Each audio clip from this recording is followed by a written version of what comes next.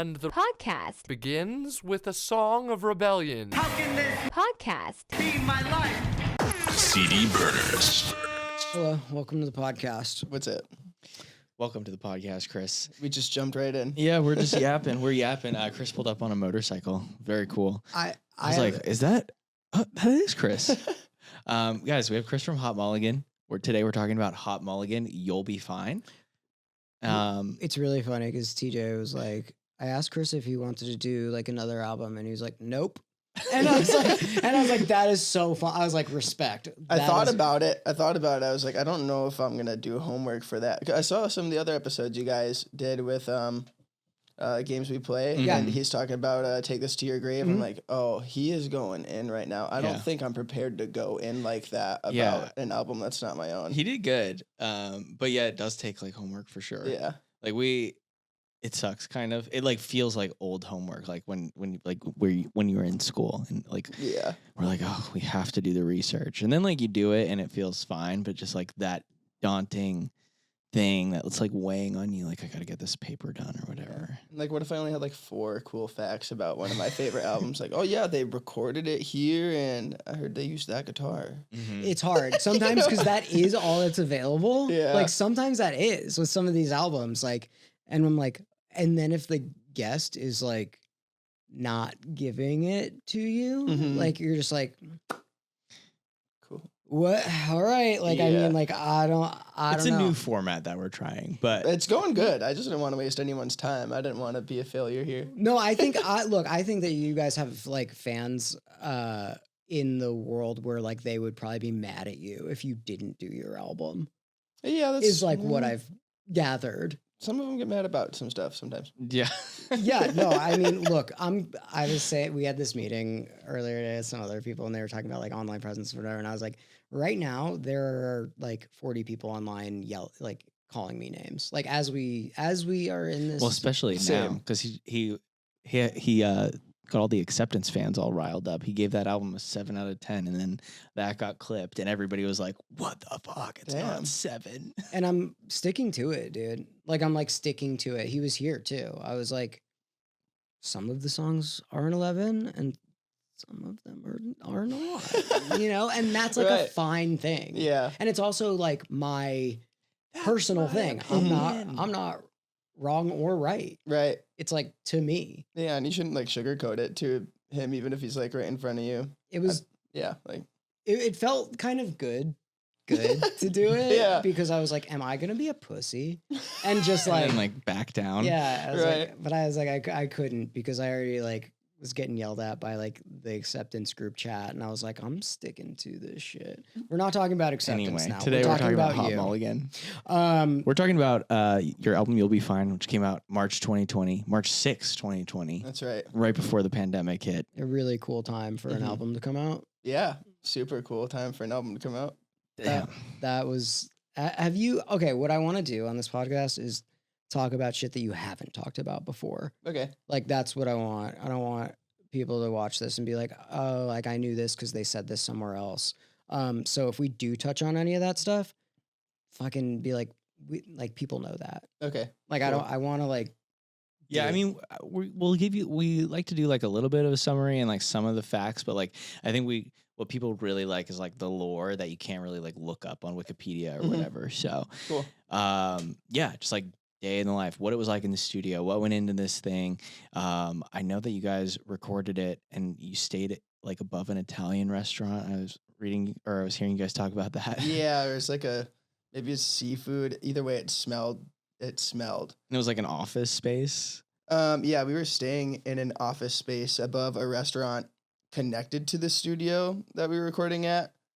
I think I would have rather just like slept on the studio floor, I'll be honest. Yeah, but probably. This spot was the new crash pad where we could stay. And, you know, it's like one of those drop tile ceilings where parts of it are all yellow and you wonder like what might be leaking through there for a bunch of time. Smelled like fried food. Oh, I think at this point the crash pad still had some of the tiles missing. Definitely, you could see some insulation in the ceiling. Some good asbestos. And it wasn't like Yeah, smoke yellow. It was like disgusting fried food yellow. like brown, Yeah. brown. Yeah, some brown, some yellow. It wasn't like my old grandparents' like apartment smoke yellow. Smoke. You know? Do you know what I mean? I do know that. Yeah, Yeah. no, it was beyond that. It was like leaking chemical type brown on the ceiling. Is the am I wrong? Was the studio a church? The studio used to be a church. Yeah. Okay. All Um, right. Yeah, but at this crash pad, we were sleeping just on cots. We didn't have beds, so it was just sleeping on the cot in a room with no amenities in it whatsoever. It smelled like fried food. Do they have a shower in there? No, there was no shower there at this time. Oh, So okay, we went great. and showered at the studio once we woke up in the morning. I was Gotcha. always eager to wake up early and go shower. And I don't think there was a TV in there either. You guys just had to like be with each other. Yeah, hey, we tried to be in that room as little as possible. We focused on making the record, and then it's like, oh, it's time for bed. Fuck. Making that record in comparison to the first one, like what like your expectations in making this album? Like, how did they differ from making the first one? Where you're like, oh, we're gonna like really try and form our sound as a band, or were you figuring out like in the studio as you went? I would say like making You'll Be Fine versus Pilot, our first record, there was a little bit of fear involved because making Pilot, we didn't have any expectations. It was the first record. There wasn't really anything to live up to or an expectation from us for anyone else. And then this one is like, oh shit, like we're asking our manager like, hey, what do we do? Is there like, should we be doing something different right now? And he said, just go in and write your songs. Like, don't think about it. You just write good songs. So just write your good songs and don't put a thought into it. And this time we had like more money on the line to go record in a better studio as opposed to a friend's basement. Yeah. So yeah. And you guys walked in there, I think, like with everything like pretty much mapped out, right? Like you had the exact amount of songs and you're like, this is it. Yep. How long did the whole process take? To write the songs together, I would say took maybe 3 weeks. 3 weeks if we just like jammed in my parents' basement. Like old times, like Yeah. even before our first record, when Tage and I were writing our first couple EPs, that's where we wrote them, just jamming in my parents' basement. So we spent a few weeks during doing that in the spring of whatever year that was, and we got them all recorded and demoed out in that fashion. And then that summer, I want to say it was August, maybe it was July, we began recording You'll Be Fine, and that was also about 3 weeks. So all in all, it was like 6 weeks working on the record. What was that? What was like? Was Pilot an accumulation of you guys being friends and just writing stuff to write stuff? Yeah, I mean, we had some EPs before that with a few stronger songs, and we were starting to get some fans. But at that point, it was just like some people would be there for some sessions, and we would write this song. We jammed at a lot of friends' houses, like before shows and stuff, and we're like, hey, can we practice for a little bit and write a couple songs for our album? So we'd show up hours early before the house show, jam, make a new one. I was driving to Iowa to work with Brandon, our drummer, for the first time on that record. So I'd drive. How far is that from like Michigan? It was like 7 hours from my house. But it was also at the time when we were just like, I love you, man. Like, I just want to hang out. So I'll How come old to are you Iowa. guys? We range from 27 to 31 right now. Okay. So So 5 years ago. Yeah. Got can it. you give the audience a little bit of day to day what it was like in the scene in Michigan at that time? What was that like? I know what it was like when I was fucking growing up with no internet and shit and like sidekick circles and stuff. And so by this time I had already moved here and I was like doing emo night. And so like I didn't know like with the live band in like, is that the Midwest? Would you consider it? Yeah. Yeah. Yeah, like I have no idea like what that is like, and paint a picture in my head. Well, to start, because Tage and I are the only members that are still from like the formation of the band, and 2013 is about when we started.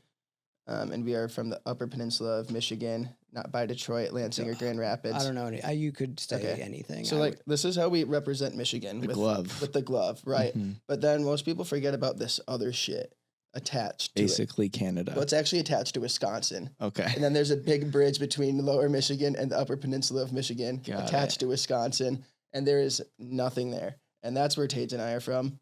Oh, wow. And there was not a scene there. Yeah. There was no scene. So there was no local shows. There was no playing at your friend's house. It was just come home from high school, watch other bands play shows around Michigan on YouTube, and you go, wow, that would be awesome to go there someday. And then I went to college at Michigan State in Lansing, which is around here. Right in the middle. Right in the middle. Okay. And then we just started saying we were from Lansing so that we could get put on local shows, even though we weren't. So that like, I mean, did they care about that? Like, yeah, because so we tried to get ourselves booked on some of the smaller Michigan DIY shows in the beginning when we were still living in the Upper Peninsula. And they're like, you got to live like around here so you can at least bring your 10 local friends to help sell tickets for this show, ideally, right? And we're like, oh, well, we can't provide any of that. So we couldn't get on shows until we went to Lansing and then said, we're from here now. And then we started opening for bands like Free Throw, You Blew It, and Pentimento at places like Max Bar, even like house shows and like stuff just from saying you're from there and playing around and asking, like you guys were doing all this by yourselves. Yep. Yeah. Like how did you guys connect with that scene? Just by being there, going there, talking to people? Well, yeah, we would show up just at college parties and other house shows and hang out with the bands and basically be punishers and say like, dude, we're the biggest fans. Like we want to play with you someday. And it's like, yeah. Like, oh my God, the celebrity of the house show was like too cool to talk to us, but like that's fine because he's like so sick. So it's like kind of funny. We're like, we just really want to be like at these house shows with you guys, and we think you're so cool. And they're like, yeah, like we don't care. Like we're headlining the house show. I'm like, shit. Like, okay, cool. I got a little distracted. Where was it? Oh, and then at the time there was a promotion company called Fusion Shows. And they took the bands that did the best house shows and they put them into spots like Max Bar or the Loving Touch in Ferndale. We've done the Loving Touch. Or the Loft in Lansing, which I think is closed now. But, you know, some 400 cap and under stuff. And they would put out like a newsletter every month that said like, we're looking for openers for these shows. If that's your band and you're from this spot, send us an email. So we started working with them pretty consistently and built a stronger following around Lansing. I felt the same way going to like house shows and like community center shows where I was like, oh my God, like, oh fuck, dude, these like, and now we're in it. Mhm. You know what I mean? Like if you were to Now you're the celebrity at the house show. now we're like in the thing, and you know, coming from the upper part of the glove where there's like nothing to, you know, I saw you guys open for Fall Out Boy at Madison Square Garden, which is like, what a cool fucking thing to do, right? Yeah. And so it's being spazzed out about a dude in a band at a house show in comparison to where you are now. What have you been like? You know, you've done a lot with Hot Mulligan over the years, and so feeling that way, does that ever go away when you meet some? Have you ever like not held it together? Has there been like a fucking dude in a band or anybody that you've met where you're like, oh my God.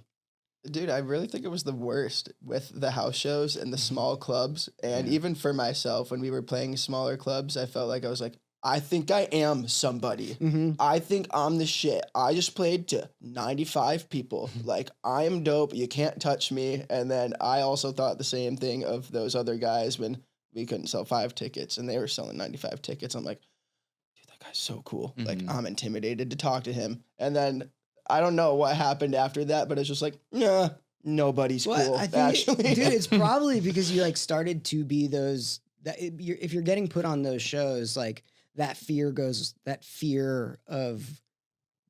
away a little bit because you're like, oh, I'm actually doing this. Like, this is now there are people that were like that thinking this about me when I thought about it. And I didn't really ever think about it like that. Yeah. Like to just be like in the position that because I know people who are like celebrities that are still get spazzed over meeting like a D-list somebody that they like grew up loving or they like can't hold it together. Yeah. And I'm just like, there's something, not really. I don't really. I think the first time I met Mark Hoppus, I was also just super drunk. So I was like, spilled all my beer on his laptop. Oh no. That's kind of sick though, right? It's a good memory. Yeah. I said sorry years later about it. Mhm. And he was like, what? You know, he's like, Okay. It's like, what are you talking about? You know, Yeah. that thing in your head where you like, hold on to it. You're like, oh God, I said the fucking dumbest thing, dude. That guy's absolutely going to be thinking about that. And they like didn't catch it They at all. don't, yeah. All right. Enough about me. I did, because you guys have been pretty vocal about band names, and I think people that are like stupid band names, I think people that are forming bands and kids that are forming bands, there's nothing more frustrating than being like, what is our band called? Yeah. And nothing is cringier than like saying names. Like, and you guys are like, I've heard you guys say that about Hot Mulligan. Mm-hmm. And until it becomes a household name, right? Until it's just like, then it doesn't become, it's just something that people say. Yeah. And I think you guys have reached that point where it's nobody's thinking about it anymore. Imagine when like the Goo Goo Dolls came out and they were like, guys, This is it. I have a great idea. We are the Goo Goo Dolls. And like, so like somebody, when they first said that wasn't a house, they didn't write Iris yet. Right. You know, like Yeah. they weren't just like the Goo Goo Dolls, where it's something that becomes like common in our heads. And I think about that all the time when I hear, dude, and I don't want this to get back to him. And I love him. I love it. No, I don't care, but I love him so much and I want to know. But like even Skrillex is the stupidest name. I think it's sick. I imagine saying it like the first time. Skrillex. Maybe it's because it's like I imagine me trying to like pitch it, and I am like, ugh. But now I think it's the fucking coolest. It's the coolest thing that you could be. He's the coolest guy in the world. Do you think he means Skrill as in money? Probably. You think so? Yeah, it probably I just came from found that. out Skrill was money like 3 weeks ago. Skrilla. What else did you find out 3 weeks ago? I don't know. That's perfect. Okay. What do you think the worst band name is? Hot Mulligan's pretty bad. It's not bad. It's not as bad. There's worse. I had to band do names. years of people going, Hot Mulligan, is that like a poop thing or a sex thing? I'm like, it's not really either. It's neither of them. It's pretty aimless, and I don't know. Having like hot in your name is just kind of like it's asking for something. I actually like that. It's wild because like I never even put those two things together until you just said it, and I think everybody's association. Mulligan. Now I understand.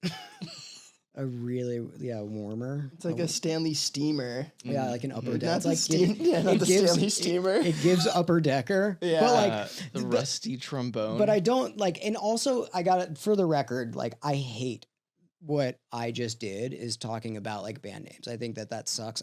We never do it. No, we've never done But it. the only reason I bring it up is because like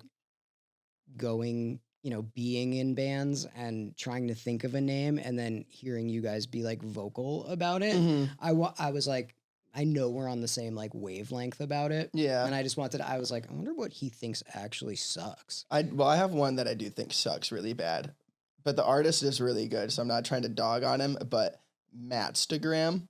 Oh, that's bad. I don't know if you've heard of him. No, No. I don't, but He's it's like- a bad name. He's a great songwriter, but he didn't like my band didn't plan on like being taken seriously. So it's like it doesn't matter. Like my Instagram handle is Mattstagram. So like I'm just going with that for my artist name.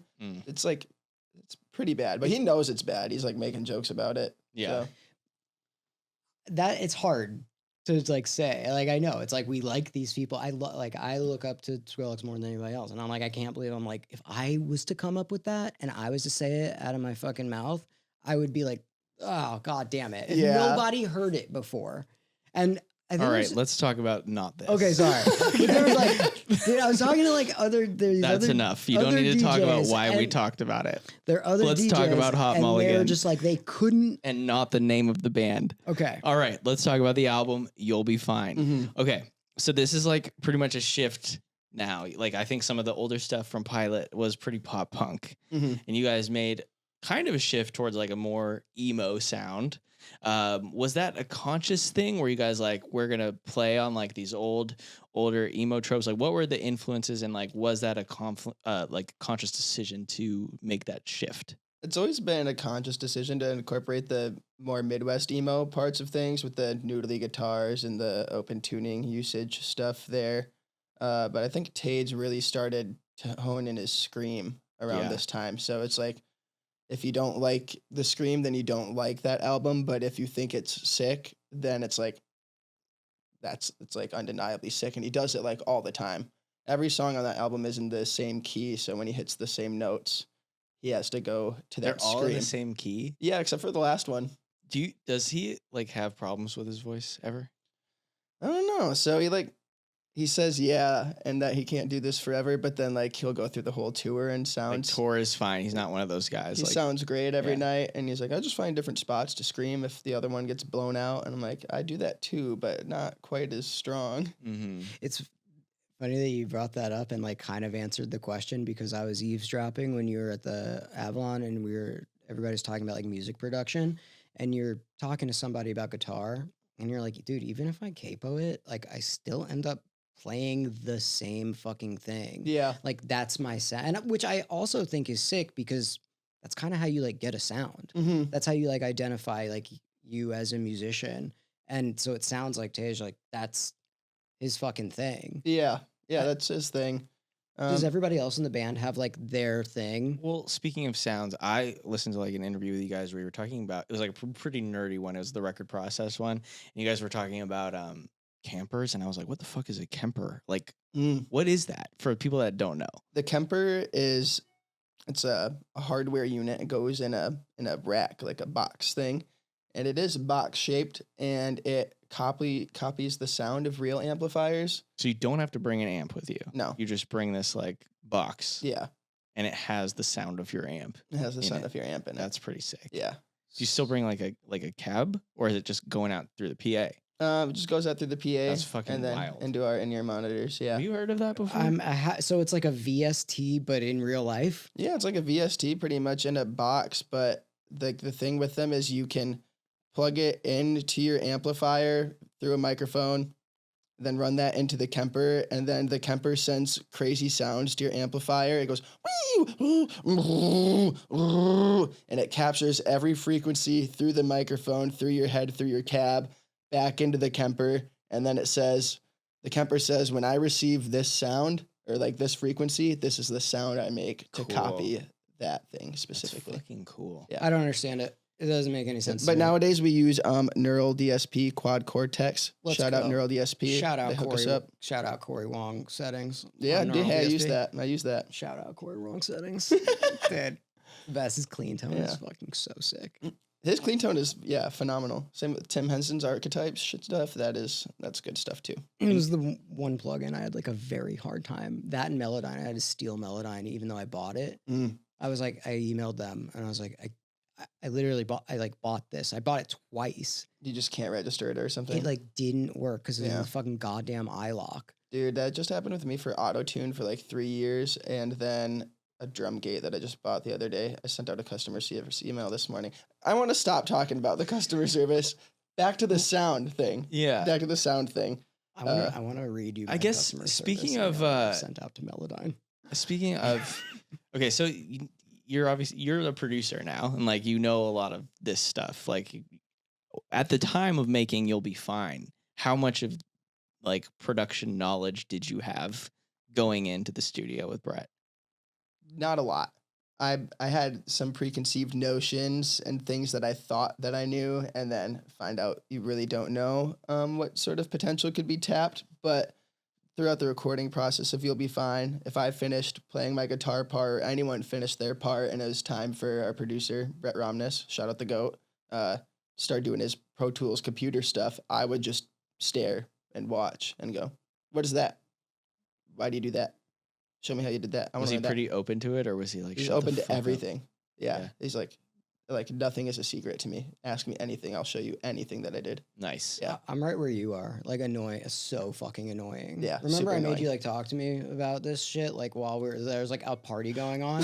We're just in the corner. Hey, but that's me too, though. So that's why I was down for it. I mean, it's like my favorite. This is just like a platform for me to bring artists on and be like, how do you do that? Yeah. You know, Yeah. that's it. That's like all this podcast is. I love being in the green room with some guy I think is dope, and I'm like, hey, can I get you in the corner so you can tell me about why you started this chorus on the 2 chord? Are they usually this thing I noticed about people who like they're in it because they like started like you guys is that they are always will drop everything to talk about that shit because they're like it brings them back to like why they care about making music in the first place. Or you ask them something like that, and they're like, I don't know, dude. What the fuck is Yeah. a 2 chord? Like, Dude, some of that. yeah. Shout out my boy Kennedy from the Wonder Years. Shout out Kennedy. He's the drummer for the Wonder Years, one of my favorite bands of all I time. love the Wonder Years. I love the Wonder Years. That was one of the bands I was going to pick to talk about maybe the upsides instead of You'll Be Fine. I would have liked to talk about that. But I saw them on the Greatest Generation tour. Sick. I don't think I had released any music at this point, and I waited outside the venue for Kennedy to walk by. I was a drummer at the time. I'm like, Kennedy, huge fan, dude. Like, I'm trying to rip off your drum fills all the time. So when you do the doubles on the kick drum, are you a slide technique or you do the heel toe? And he goes, I just jam that shit. I'm like, you're my favorite drummer like in the world, and you can't even tell me what you. All right, cool. Yeah. All Dude, right, fuck yeah. It's the most annoying thing when people are just naturally awesome at it and they're like, I don't know, I just did it. Yeah. Like it's another like in electronic music, it's like impossible. It's like you kind of just turn knobs to get the thing that you want. So like trying to recreate something is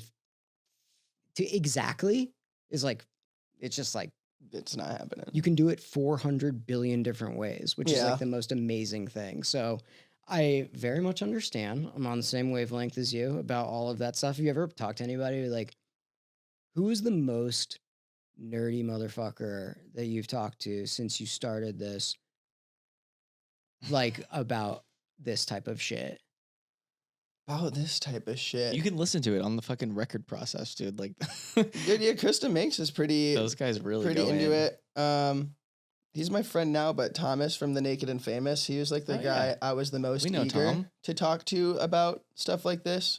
To kind of tie it into You'll Be Fine, like SPS, that song, track 10, I want to say it is. It's like dancey and it's got some synths in there and it uses the drum machine, Yeah. and that is pulled like from my inspiration from like The Naked and Famous and MGMT. I And fucking love that song. I think Phoenix. that's my favorite one off this album. it's one of my favorites too. and yeah. you programmed those drums, right? did. Yeah. Yeah. What did you use? Fruity Loops? I was using Logic and I programmed them while we were like writing the song in my parents' basement. I think Brandon, our drummer, couldn't be there for a day. So I was like, I'll just make this electronic drum beat and we'll see how it goes. And in the chorus of that song, the hi-hat opens and closes at like an interesting time, but it's actually just because I like fucked up one of the programming things. And I was like, oh, that's kind of cool. I'll leave it in there because like Brett's going to make me reprogram the drums when we get in there with him anyways, or he's going to pick all of his own drum samples. And then we started tracking that song and I was like, oh yeah, Brett, I had some electronic drums for this, but I figure you'll do your own thing and make them better, right? And he was like, no, just bounce that, send it over.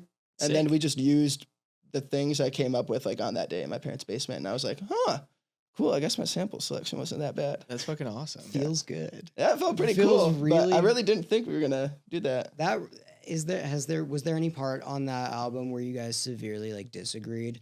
Yes. Yeah. On Analog Fade, there's a 3-part harmony when it goes like, leave, you'll be fine, forget all about me. And Tades really did not want to have a 3-part harmony because there's only 2 singers in the band. Right. He's like, well, we can't do that live, so we can't have 2 harmonies happening at once on the record. I'm like, dude, there's plenty of stuff we do on the record that you can't do live. Like my guitar is in the right ear and it's in the left ear, but I don't play 2 guitars at once. Yeah, you're not 2 people. Yeah, but like I said, this is like one of the first times we were given more resources to do stuff like that and expand on the production, and he was not ready to handle that specific thing at the time. And we're just like, oh, like, get over it. And he did not want to, but you know, his conviction is strong. Which How do you guys do it live now? Do you have a track? No, we don't put any vocals on tracks except for like a whoa from time to time. There might be a whoa on a track. Just a 2-part. It's fine. Yeah, it's just a 2-part harmony and it's fine. Like the 3rd part in the mix, it's like, bro, you can't even really hear it. Yeah. We're having a big argument right like a now vibe. over something you kind of can't even hear. Yeah. so it still goes like it still be like that. But Like it's always gonna be like that fucking thing. yeah, Like there's always gonna be something where somebody's like, I still think the most amazing thing was when we fucking talked to the dude who did Naked and Famous, and there was like a breath on something. Oh, not Naked and Famous. Or I'm Panic sorry, at the Jesus Disco. Christ, Panic at the Disco. There was like a breath on something, and he was like, I couldn't listen to it. I couldn't fucking deal with it. I couldn't listen to the song for like a decade. And I like actively have been trying to listen to what he heard, and I can't. dude, I've been trying to listen to it too because I saw that clip and I'm Yeah. like, I don't hear it. I'm listening for it. I'm like, yeah, but is that maybe just like some other frequency or something that I'm hearing? Or like, I can't hear I can't Yeah. hear the breath in there. Yeah. I asked some of my like music nerd friends if they could hear it, and I legitimately think that they were lying. They said they can hear it. Yeah, I do not. I cannot hear it. I haven't listened to it like on a great set of speakers or headphones. I really should. This reminds me of the like Taking Back Sunday, Tell All Your Friends apparently has a high frequency and like the original mix that goes throughout the whole record. Some people can't listen to it because it drives them nuts, and I've Yeah. never been able to hear it. Yeah, there was like something wrong with one of the mics or something. Like, I don't know. yeah. Is that Yeah, I've heard that lore. It just happens throughout the whole record. It's just like some high pitched frequency just going the whole time, but I've never heard it. And that whole session's like a mess too, I guess. Like I remember they were trying to do like remixes or something with Steve Aoki, and they just like couldn't. Like all of it's just mashed together Okay. and lost to time. Wow. and I don't know. what the fuck? Yeah. That's wild. I wonder if it was like in the mix or in like what you said, like a mic. Yeah, I don't know. I've heard that it was a mic, but Well, whatever it is, he needs to get it back because that's when he sounded good. Morgan loves to talk shit on Taking Back Sunday on here. No, you don't have to comment on it at all. I don't have anything to say. I know. I think that honestly, I feel like you guys should play like a Halloween show as Taking Back Sunday. Like that would be sick. That would be pretty sick. We have one Taking Back Sunday cover out there. Yeah, I don't think I've heard it. What one is it? The ones with you got this new head filled up with smoke. Yeah. What song is that? You got this new. You know the titles. Filled up with smoke. Is I that got Make Damn my- Sure? Make damn Yeah, sure. yeah, Yeah. We did Dude, like a stripped down here's cover of the that one. Cool. I fucking love. I love a lot of Taking Back Sunday songs. Yeah. I'm just like, They're good records. Great records. that is really the nicest way to say it. Great records. Nice guys. Really good records. Nice guys.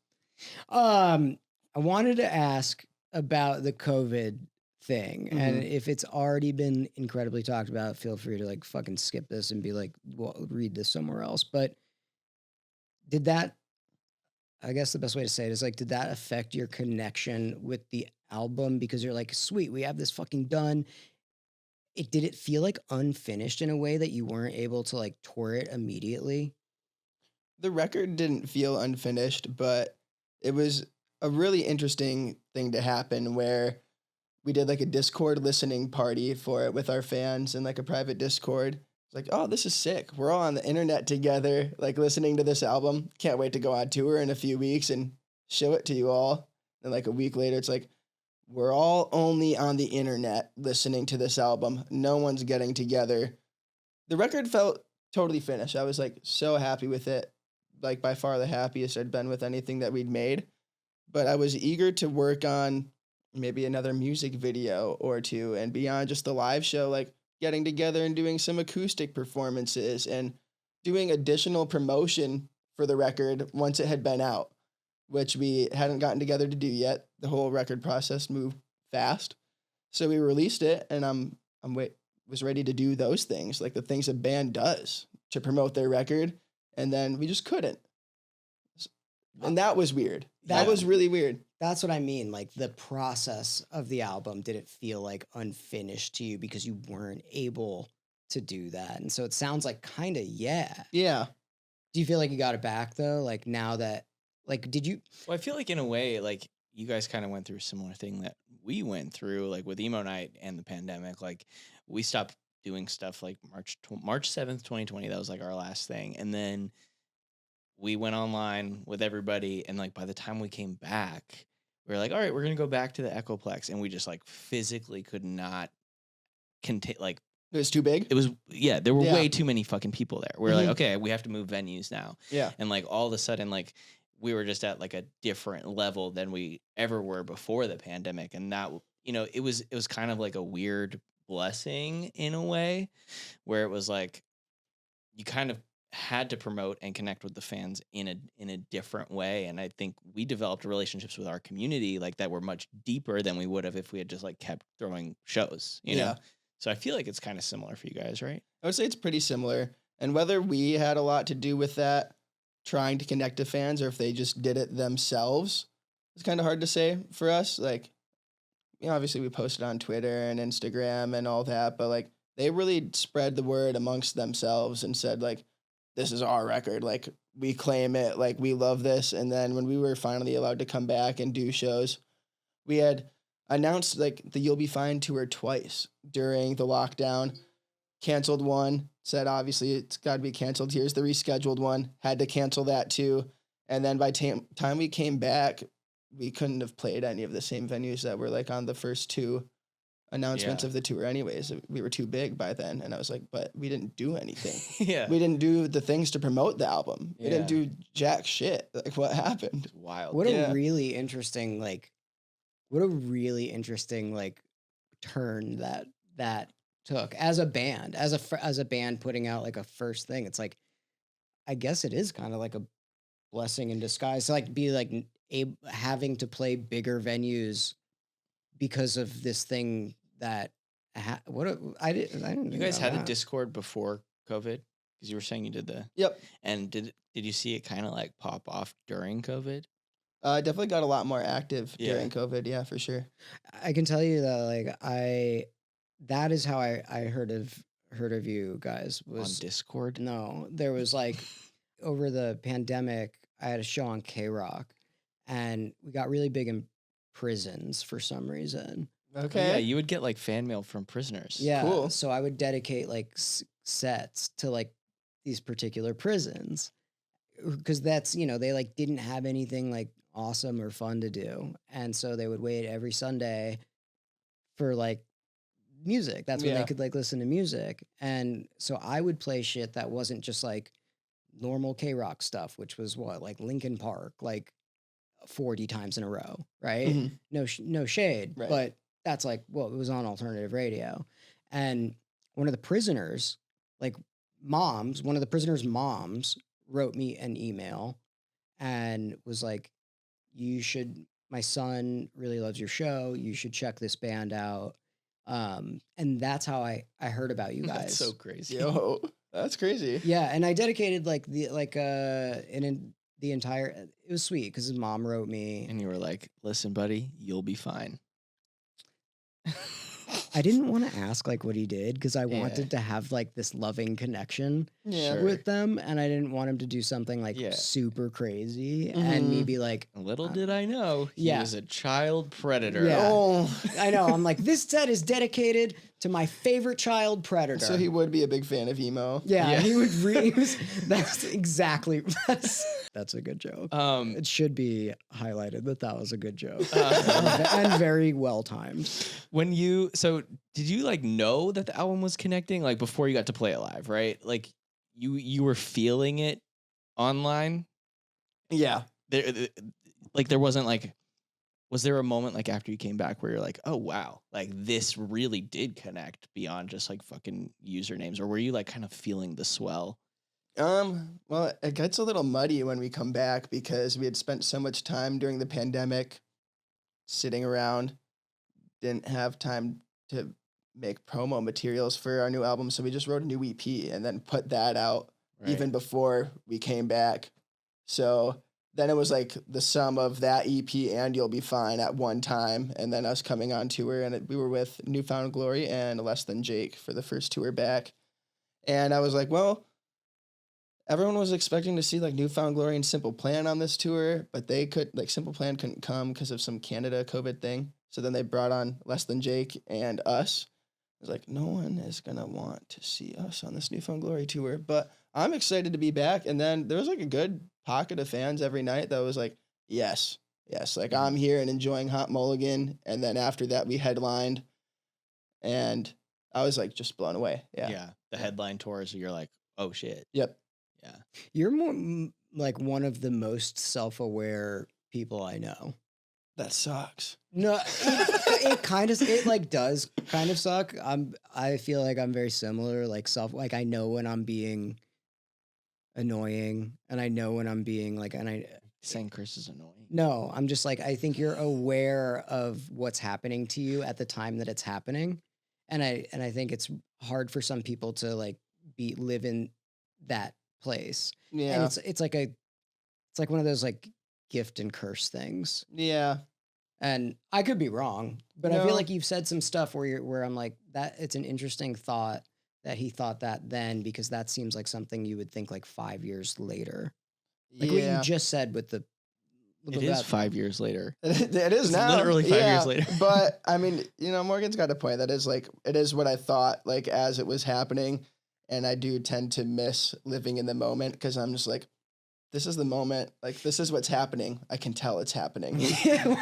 I know why it's happening. And if I don't know why it's happening, I'm going to sit here and figure out why. I feel like this is like rivaling Dylan Francis funny interview. I was talking to my girlfriend last night about You'll Be Fine because we were talking about some new stuff coming, and then I was talking about You'll Be Fine and the biggest songs. I'm like, well, Equip Sunglasses and Backyard are the biggest songs because they have a banger chorus hook, and then after the banger chorus hook, Ryan has the dopest guitar lead you've ever heard. And look at songs 1 and 2, banger chorus, dope guitar part right after, and then you're back into the verse, and then you do it again. You're literally like this. I love the way that you talk about like your music. You're like, this is good. Like I think that no, because like, dude, you get some artists. They're like, I don't know, it's all right. It's a 7 out of 10. You're right. It's all right. No, it's like all right. No, I'm not saying that. That is not what I'm fucking saying. But like, you get some artists that are just like, and yeah, I think it's fucking great when, like, I mean, it speaks for itself. Like, everybody fucking loved it. It is good. Prison loves it. Prison loves it, yeah. And so I like that you can look at it like objectively or not objectively, like whatever that word is. Well, if you were looking at it objectively, is there anything about this album that when you listen to it now, you're like, I wish we did that different, or I want to change that? Maybe the sequencing of the record could have been changed. The last song doesn't need to be on the record. I like it. It's the song formerly known as Intro? Yeah, like that's a song that exists. Like, yeah. I don't stand by that one and say like I like it. This one's a banger. Have you guys ever played it front to back? No, we played every song except the song formerly known as Intro. Interesting. Yeah. It was supposed to be the intro. Does everybody feel that way? I don't know. I think maybe the Tades would probably say like, yeah, that song didn't need to be on there. And then Ryan and Brandon would probably say, what? Like, I think it's a fine song. Maybe it didn't need to be on there, but like I think it's fine. I don't really think it's very good. Is that the one that's in a different key? Yeah, it's in a different key, but that's not why it's bad. It's just like, it's just not that good. I think man. that's so sick that the entire album is in the same key. Yeah, same. That is like, it's like a DJ's like absolute dream. Why did you put that on there? Did you always feel like that, or like, cause it's 11 songs, like it could have been a full album with 10, Yeah. Well, it was going to be the intro song, and it was like, we're like, now let's just get to the hit. we've never written a song to completion and not put it out or put it on the project. Interesting. We've never done an album and then had the B-sides that can come out later. Wow. It's like every song, if we finish it, it's going on the album. And if like it's not going to hit, then we don't finish it. We just stop in the middle of writing it and go, no. That's crazy. So there's not like a hard drive somewhere with like Hot Mulligan songs that you haven't fucking released that or intend to release. Correct. Yeah. There's Like, there's what- no extra Hot Mulligan. Dude, There's that's- demos wow. of some shit that's Yeah. like never been finished, but there's not like a crazy. song that we can drop for you and be like, Yeah. yeah, it's from these sessions and we just never like dropped it. Like we dropped them all. Wild. That's fucking sick. Like what Hot Mulligan, you're like, this is it. This Like, is you it. guys, this is it. You guys, this is what you get. Yeah. Like there's no like secret thing. And We I were think- talking to Nothing Nowhere, and he fucking writes like 300 songs a year. Yeah. It's Yeah. And he's just like, yeah, I just like forget about him. Yeah. I mean, I write a bunch of songs and demos and forget about them, but like nothing makes it to the finish line. Like I feel like we all know before the finish line, like we should just stop right Got now. it. Like we're not going to do it. So let's just kill it. when you were writing this album or recording it, like what were you listening to, and like how has that changed from where you're at now? It hasn't changed a lot. I'll tell you that. I was listening to a lot of Free Throw, Glockamora, The Naked and Famous, and Turnover at the time. Probably a good amount of Front Bottoms at this time too. In the 1975. Yep. Mm. I listen to all those artists still. Nice. to this Are day. you a Going Gray guy? Like the Front Bottoms album? Yeah. I think it's good. That one's like my favorite. It's also one. my Really? favorite, but I guess a lot of people don't like it. Yeah, a lot of people are like yeah, when it came out, like people were like talking shit. And I'm Yeah. like, I think it's a fantastic album. Now, listen, I don't have strong emotional connections with any of the songs on that record, but I think all of the records are good. My favorite's Talon of the Hawk. Mm. Yeah, that's what Mhm. everybody like wanted that to be. Yeah. I like that you like the Naked and Famous so much. Yeah. What about him? Like, does it for you? I like the combination of the synthesizers, guitars, electronic drum samples, real drum samples, the chord progressions, structures. Like some of the like vocal parts aren't even words, it's just ooh, ooh, ooh, like just Mhm. saying oohs and e's and shit like that. I don't know. It was like the first music I heard when I was, I want to say I was 13 or 14. I was into like skateboarding and snow skating at the time, and then I just heard this pumping bass with the 4 on the floor, the boom, like thing going. I'm like, well, I've just never heard music like that before. I guess for me, and that was like one of the first ones that clicked, and the lyrics are great. You kind of hinted at it a little bit ago. There's maybe some new Hot Mulligan music coming out Mhm. in the world. You guys have been working on some new stuff. I've been working on stuff. Anything that you can let us in on? Any hints you want to drop, or anything you can tell us about it? So there was a teaser video released for it like last week. For our last record, Why Would I Watch? There's this Viewmaster on the cover, and if you pre-ordered the record, you could order a custom Hot Mulligan Viewmaster at the time. It came with a little slide that you put in, you scroll through, and it's like a visual representation of the album with a lyric for each song that you can scroll through. Good idea. And we know where you live ever since that moment because we kept your address. Got the data. Cool and good idea. So I've been thinking about this for like 3 years. I'm really excited. It has just come to life. I thought about it since before Why Would I Watch came out, and I had the concept for the Viewmaster. But this past week, we sent out new Viewmaster slides to those who pre-ordered the Ooh. last record without telling anyone that they were coming. Cool and good idea. And they show up. Each slide has like a new lyric from the new record, and the last slide has a secret private link that's on our web page, but you can't find it on our web page because it's secret hidden. You would only know it if you typed in the URL that's on the last slide. And then we announced some like underplay shows around Bonnaroo with that, and a new teaser video. Sick. And it was really cool to see how our small online communities and like Discord and Reddit and our Facebook group came together to say like, did you get this in the mail too? What is this? This is the webpage. it's got these shows, but they haven't announced the shows. And then almost all of them sold out before we got the chance to announce it. That's brilliant. Just by like word of mouth with that thing. But cool and good idea. Like, Yeah. just want to keep saying it. Like, I love it when artists do that and it works, because there's so many artists that have cool and good ideas and it doesn't work. dude, I was getting really nervous because the first day someone got one, they just posted on Instagram like, I got this in the mail. I'm like, put it in the Viewmaster. put it in the thing. But you can't say it. You gotta, like, Yeah, I can't. I let can't be them- like, and what did you think? I'm like, Yeah. I just like bit my tongue. I'm like, this is the worst Christmas ever. Because to me, to see this all come to life was Sure. supposed to be like Christmas. Yeah, I'm that's like, fucking cool dude, though. And then day 2, people were like, wait, I didn't get one. What does it say in there? And then someone took pictures of each of the slides by holding their phone up to the Viewmaster, and they're like, oh, the shows. But no one really like, some people are like, are they going to put out B-sides to Why Would I Watch after for like the 2-year anniversary? Or is there a new song on the way? No one was asking about the new album. I've been waiting for someone to ask about the new album. Yeah, You got to let them figure it out. I know, I It's- know. but that's cool though. Those shows are gonna be fucking packed with like people who give a shit. Yeah, absolutely. Yeah. And then, one of the funniest things I did see online about that was someone said it's so cool how Mulligan is bringing these smaller bands or like up and coming bands into these venues with them. It's not cool that they were all sold out before anyone had the chance to get tickets. There should have been a mailing list or something.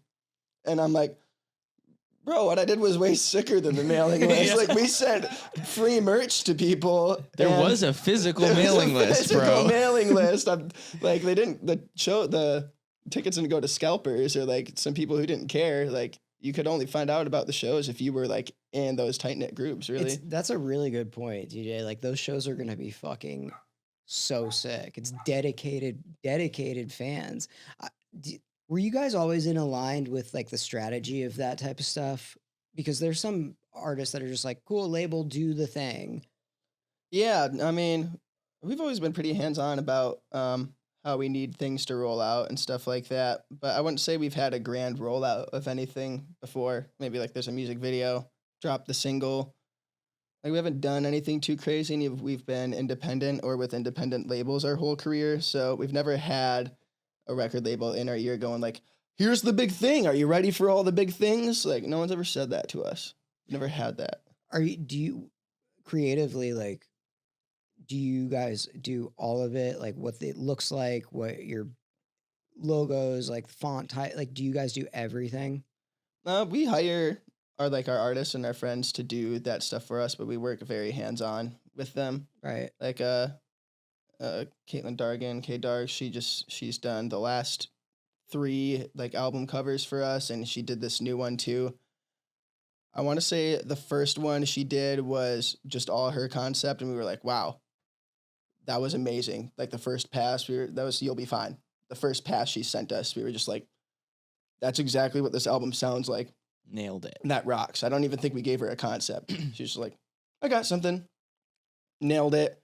And then we started working with her like more directly and saying like, we maybe have this concept, but we know you can elevate it a lot more. So it's been like that. That's great. That's really, really sick. I also like that she hear the album and then do the art. Yep.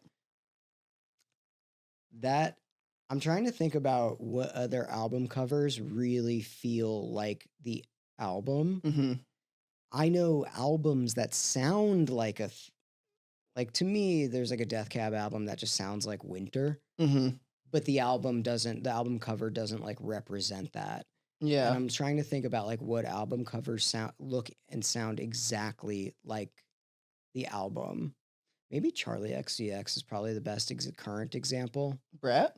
Yeah, I think that's like a good, probably off the top of my head. I'm sure I have a million, but I can't think of. I'm like, now I'm thinking about you guys. I'm thinking about Charlie, and I'm also thinking about Acceptance. I think Acceptance did a good job at that. That album sounds like that.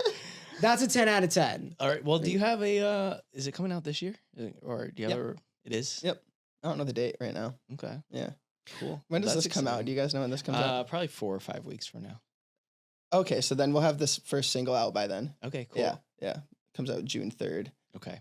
Yeah, we're releasing a single and a big load. A big load. The song is called And a Big Load. Oh, sick. So also a little just fun marketing play. I've thought long and hard about this. I wanted the lead single. I thought long and hard. I really wanted the lead single to be and takes a fat wet shit. So that when like it comes out, it's like Hot Mulligan releases new single and takes a fat wet shit. And when I said that in the studio, Paige like ran in and was like, yes, that idea is amazing. Like, we got to go with that. And we told the label about it. And they're like, I don't think like you are going to get the looks you want if it's called and a big fat wet shit. Yeah. So we did argue for about like 3 weeks over how we can incorporate like a cum joke into it. And a couple of guys were like, dude, come on. Like, we're kind of like 30 years old. Do we need to be making cum jokes and talking about bodily fluids? And I said, yeah, it's even funnier when you shouldn't. It's literally like, I think that's like, it feels like we're going to come back to this in like that's 5 years and you're going to name something that, and it's going to be the biggest thing in the entire world. And then we're going to be like, another thing a label did, another thing A&R like blew it with. Or come back with and a big fat wet shit. Yeah. I mean, how many of these, I mean, the song titles on You'll Be Fine are really funny and out there, but like how many of them are just like nonsense that you guys made up, and how many of them are like actual inside jokes?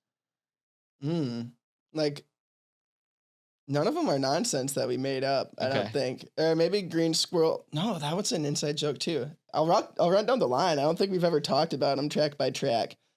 So OG Buell Sky is an inside joke from a local man in my hometown who doesn't know we made this joke about him. Where he posted like a bunch of psychedelic drawings on Instagram one night, like over the course of like 7 hours. And with like no captions other than like a orange Pringle, and he tried to say blue sky for one, but he called it Buell Sky. It's perfect. So this we're is like, a perfect guy. So like, okay, we're gonna name one Buell Sky. Like, that's fucking hilarious. Yeah. Quip sunglasses. When we were writing that one, Brandon went, it makes me want to put on sunglasses. Yep. Fair. Fiel like crab is a friend of ours, bad Facebook post where they tried to say they feel like crab. They spelled it wrong. We're just leaning into bad spelling at this point. Just making fun of people for misspelling. We're just making fun of people for spelling things wrong. I hope I never spell anything wrong and it turns into a song title. Yeah, this is like when your friend messes something up in the group chat and then like you just fucking roast them forever. Yeah. And then Green Squirrel in Pretty Bad Shape was something we saw on a local news broadcast when we were on tour with Knuckle Puck on St. Patrick's Day 2018. Yeah, it sounds, saying it out loud sounds like exactly what that is. He was like showing like his drawing that he made at like a local thing. He's like, and here's a green squirrel in pretty bad shape. I'm like, that's it. Yeah. What's track 5? Dirty Office Bongos. Dirty Office Bongos. So we used bongos on that song in the studio. They were kept in the office upstairs and really dusty. They used to belong to Collective Soul.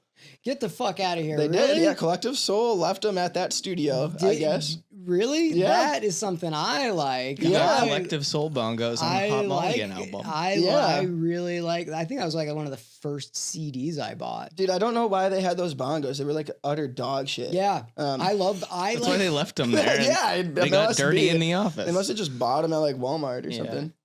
But I had no idea that is, to me, that's like why I would watch this entire podcast just for that fact. Yeah, I guess. Yeah, I don't think anyone knows that they're Collective Souls bongos. They might not even know that there's bongos on the song. Put it on the wiki. Analog Fade, New Buell Sky. Okay, so we wanted Analog Fade to be Buell Sky.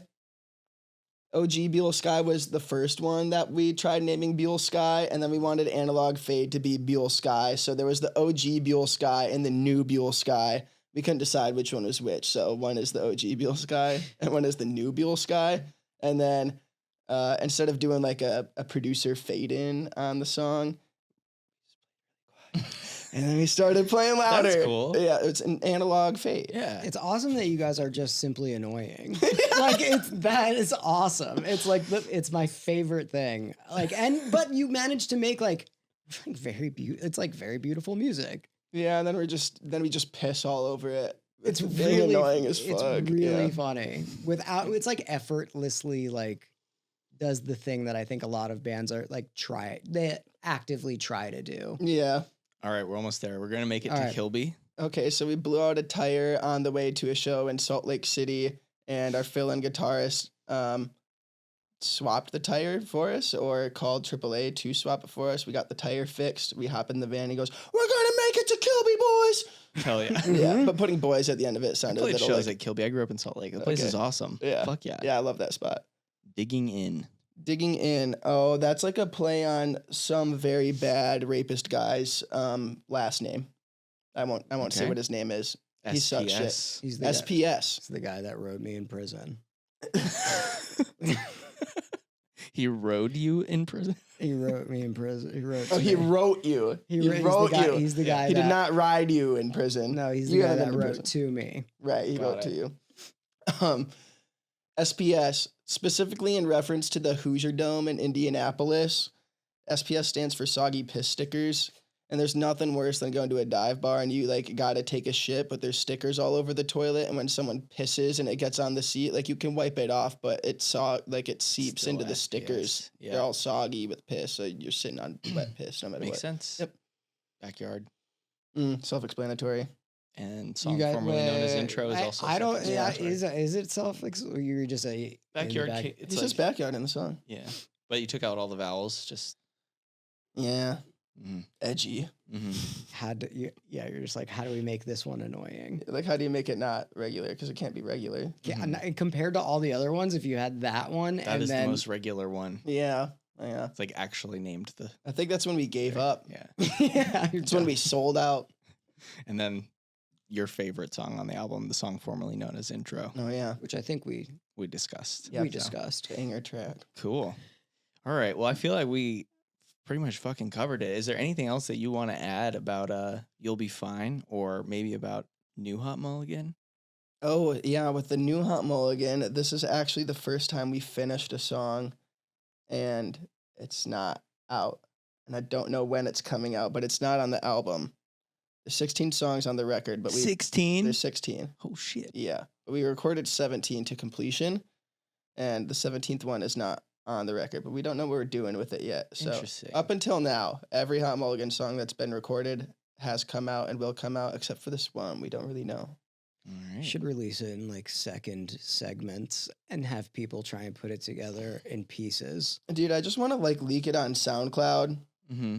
Just put it out. Yeah, I literally just just want like to put it out. Yeah. I don't Yeah. like, We should why not? You guys like your SoundCloud like recommend like you listen to Hot Mulligan and the recommendations from SoundCloud do a pretty good job. Yeah. Yeah, you guys like their algorithm with you and the people that listen to you guys listen to good stuff. Yeah, I guess Hot Nice. Mulligan fans have good taste. Wow. All right, yeah, dude. I wish the Emo Night fans could learn something from Hot Mulligan know. fans. Well, thank you so much for coming on the pod, man. This has Yes. been a blast. Thank you guys for having me. Dude, this was great. Thank you so much. Oh, yeah. We really like you and we really like your band. Thanks.